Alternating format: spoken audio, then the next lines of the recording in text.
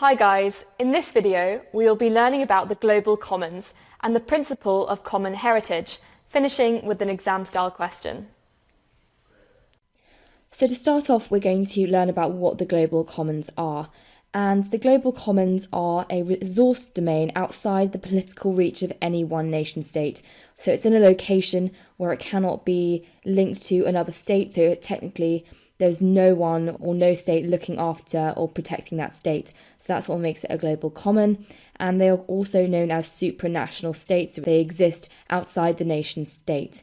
So our four global commons that are recognised by international law are the high seas, the atmosphere, Antarctica and outer space. So as you can see, they're not attached to any particular country on Earth, and that's why they need to be protected.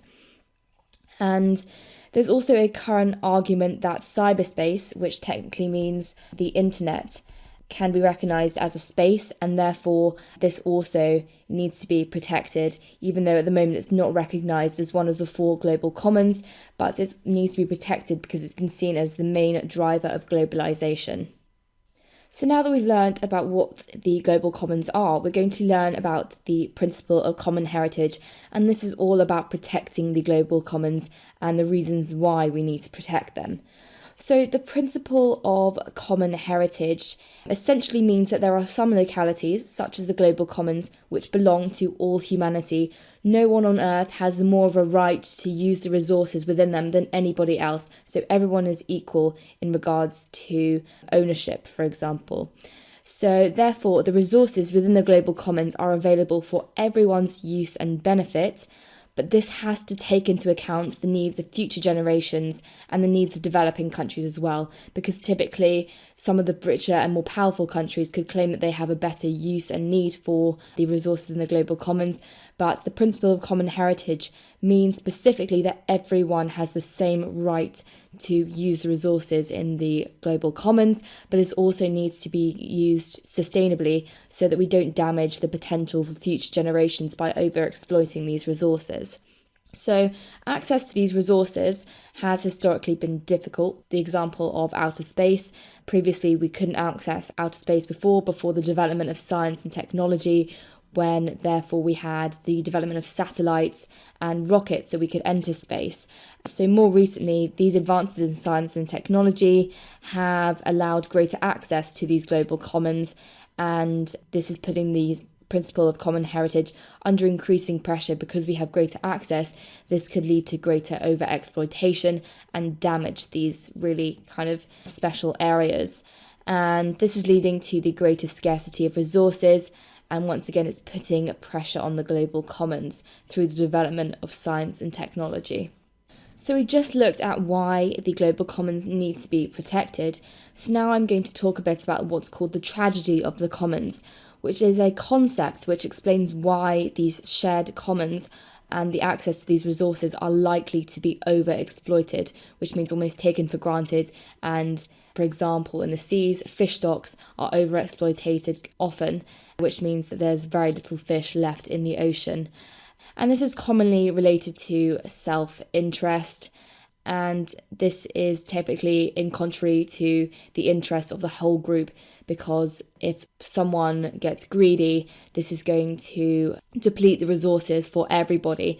So we really need to balance these resources and make sure people aren't taking more than they need or taking things in their own self-interest and resulting in the damage to the global commons. So the common example, which I just mentioned, was the global fish stocks, and this kind of self-interest and over-exploitation is what led to the damaging of the global fish stocks. So many oceans and seas have been overfished, and this has led to the depletion of fish stocks, marine pollution, and also the loss of sustainability. So they're never going to be able to get fish stocks back up to where they used to be because they've been so overly exploited over time. So this really shows us there is a really clear need for international law and a global governance to protect these global commons from issues such as overexploitation. So we just learned that there is a clear need to be able to protect the global commons from overexploitation. Therefore, there are many legal issues and institutional frameworks that have been developed to protect them. So many international laws and treaties have been formed with each of the global commons and their interests at heart.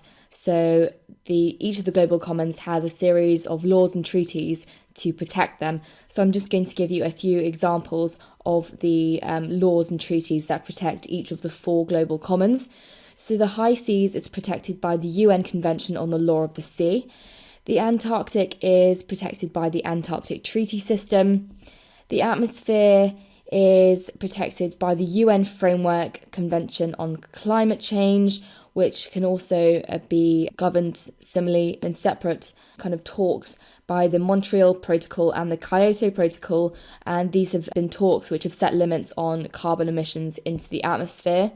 And then outer space was first governed by the 1979 Moon Treaty, which has governed the exploration and the exploitation of the resources in outer space. And there's also been the Treaty on Principles Governing Activities of States in the Exploration and Use of Outer Space. So now we're going to go on to answer an exam-style question, which asks us to answer the question, which is what are the global commons and how can they be protected for 6 marks? So the first thing we do when we see a question which asks us to define something, which is the global commons in this question, is our first paragraph is typically going to just be a definition. So it's really good when you're revising just to go and make a list of any keywords that need defining and just learn these definitions off by heart. So for this question, I've written global commons are resource domains or areas that lie outside of the political reach of any one nation state. International law recognises 4 global commons, which are the high seas, atmosphere, Antarctica, and outer space. So this is my definition, and then I've defined which are the 4 global commons. So now to answer the second half of the question, which asks us how the global commons are protected, I have then gone on to talk about the 2 different ways in which the global commons can be protected. The first one I'm going to talk about in this first paragraph here, which states that the global commons can be protected through the principle of common heritage. And then I'm going to go on to define the principle of common heritage. So this means that the global commons belong to all humanity and the resources are there for everyone's use and benefit, taking into account the needs of future generations. So yes, the principle of common heritage is simply one method of protecting the global commons.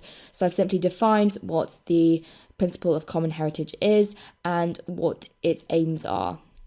And lastly, I'm going to talk about a second method of protecting the commons.